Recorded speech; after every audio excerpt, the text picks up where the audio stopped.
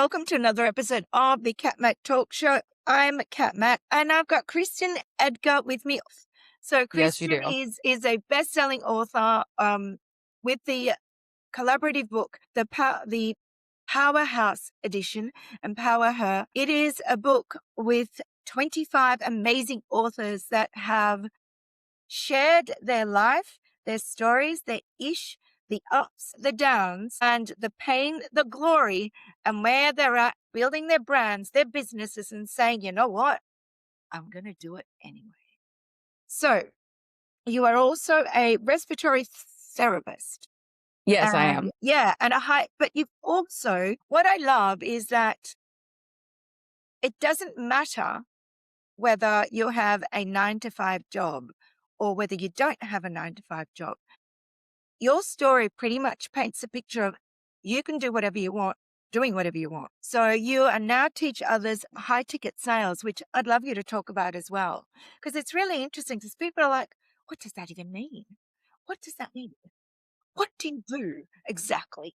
So, first and foremost, thank you so much for jumping on. I will actually ask you, why did you decide to write your story? Yeah, I've done a lot of things online before in the past 10 years or so. And honestly, this opportunity, it just kind of found me. A stranger on the internet reached out to me and told me, like, she really loved my presence online and thought I would be great to co author in this book. And the more I looked into it, the more amazing that I thought the opportunity was just to be able to reach people globally. Like, that's kinda crazy to think about, because I have my little network on Facebook and Instagram and everything, but it's a lot of local people.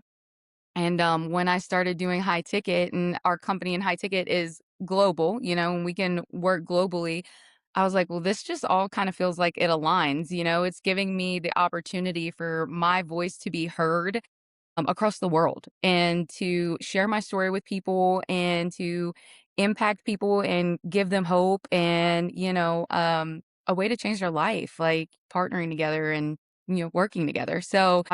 That's really why I wanted to do this book and co-author this book. I thought it was an amazing opportunity to just share my story with others and help them and reach people that I can't in like my immediate network. It's the beauty of what you do. I mean, if you're not visible, then you're the world's best kept secret. We've heard that one before, but it's true. It is so true. And I quoted some of your words because you said my goal is to help women break free from paycheck to paycheck. So I'd Yes. like you to talk a little bit about that. And do you have a tip for women out there that are like, how does she do it? What advice can you give to somebody out there to go, you know what? I want to do what she's doing, but where do I start? What do I do? I'm scared. Yeah. Honestly, the first thing I would say is like just reach out and get the information. Like look at it, see if it's a fit for you. See, because, not every opportunity that you see online or just that you see in real life is a fit for people. Okay. So, getting the information is free. Like watching the masterclass is free. It breaks down everything about the business, the products, the compensation plan, and you can see right there if it's even a fit for you to, take a step further into. And then after that, after the information is watched, I normally have a conversation with people, so I'll hop on Zoom and I'll go over everything with them. I will ask them their goals and what is it that they truly desire in life? What do they truly want out of life? What are they trying to achieve? And see if we're fit to partner together. And if so, then I will help them map out a plan to get started so they can get out of that paycheck to paycheck cycle or just be home more with their kids. That was like my driving factor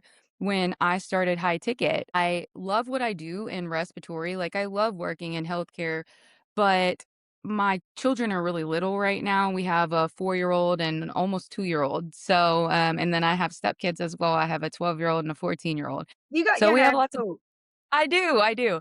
So we have lots of kids and, my babies are only babies for so long. And that was like my main priority. I just wanted to be there. So that's why I got into this. And I figured that other healthcare moms, they have the same struggles with working long hours, working 12-hour shifts, being gone from your family on weekends and holidays. We're mandated to work holidays and weekend shifts in healthcare. And while it's a very rewarding career, you're helping other families and, taking care of fragile little babies. I'm in the NICU, so Wow. that's what I do. So, we're taking care of fragile little infants. It also, takes time away from my family and my babies. And it's not to say I won't ever, like, go back and work more hours eventually, like, when my kids are gone, but in this moment currently, that was what mattered the most to me, just to be present for my kids. That's quite prevalent in your chapter. You said present. That is so true because so many of us do the grind. And I know we love what we do. However, personally, I didn't love who I became when I was in corporate. I Yeah. didn't love who I became. Love what I did. I just didn't love who I became. So, what would be your biggest achievement thus far that you can go, you know what? I'm so damn proud of myself. Well, for one, earning 6 figures, that's pretty crazy. So, I've been, in high ticket for a little over 16, 17 months now, and I have earned right at 6 figures. So, that's pretty crazy because I never considered myself someone that would be able to do that, to be honest.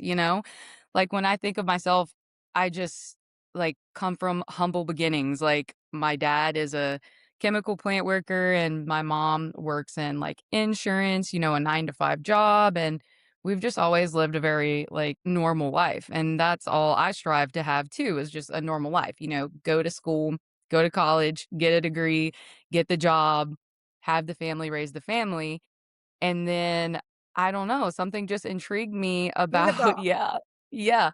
Something just intrigued me about the online space and, the flexibility and the freedom that it offers. So, yeah, I would say my biggest achievement is actually It's earning what that's I've earned online. that in such a in ow, in such a short span. That is incredible. So, but that's not, can anyone do it? How did you do it? Like, that's pretty hardcore figures. So, Yeah.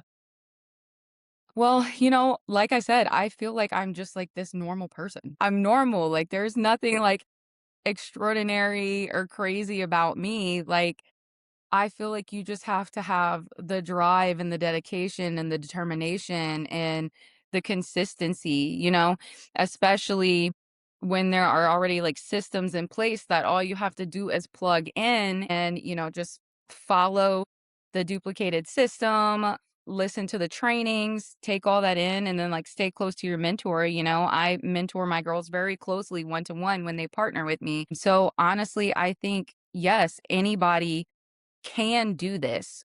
Will they do it? Not always, being in the entrepreneur space can be really challenging. There's going to be challenges and it's mainly like mindset challenges, I would say, is people getting in their head and then giving up before things ever get good. yeah, So that's my biggest take on yeah, that. Yes, anybody can do it, but you have to have the determination and the drive and the consistency and the yeah. want And the to what? do And it. you said the key word too, mentorship. I don't think, Yes. this is where, you know, we go out and join a gym and we have a gym instructor. Your back's sore, you go to a physiotherapist. I believe everyone needs a mentor, whether it's a Yes, sales they do. mentor, whether it's a, mindset mentor, whatever mentor. I think everyone needs Absolutely. coaches. And this is where, I think our industry, the world is getting a little bit more open because of what happened. Was it 6 years ago? Don't remember. The world shut down, and then all of a sudden, oh, Yes. the online space is trendy. Gee, funny that. Yeah. So, and it's everything that you said. You've said all the key words: mentorship, drive, consistency. You're going to fall on your face. And yes, you will be able to get the six figures just like you're doing it. And kudos to you. And you're also working a very taxing job. And I take my hat off to what you do. Like I call you a first responder. So, Yeah. you're a first responder and an accidental counselor. So, you are.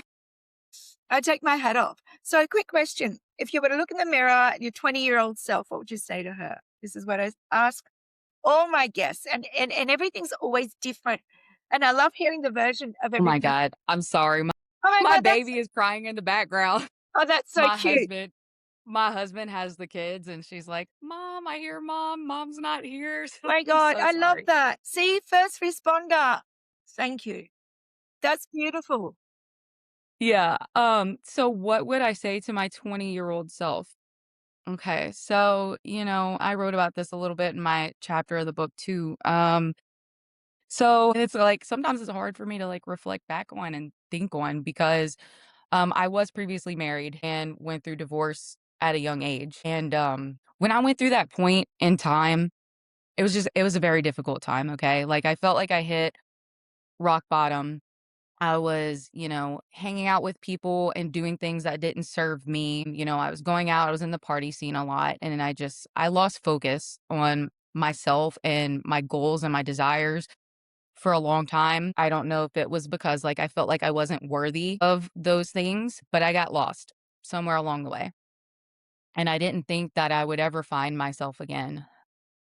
But, then I met my husband now, and things just got brighter again, and I got hope again. And I would say that people in their 20s, I feel like you're still trying to figure out life and the world and just, get on your feet. And you're going to face a lot of challenges in those years of your 20s, but no matter no matter what, like just keep pushing through because life is going to get better. It's always going to get better. If you're persistent and you're looking for the opportunities and, anything is possible for you. And like just let my story be an example that it's not the end of the world. Like when you think you hit rock bottom, you don't have to stay there.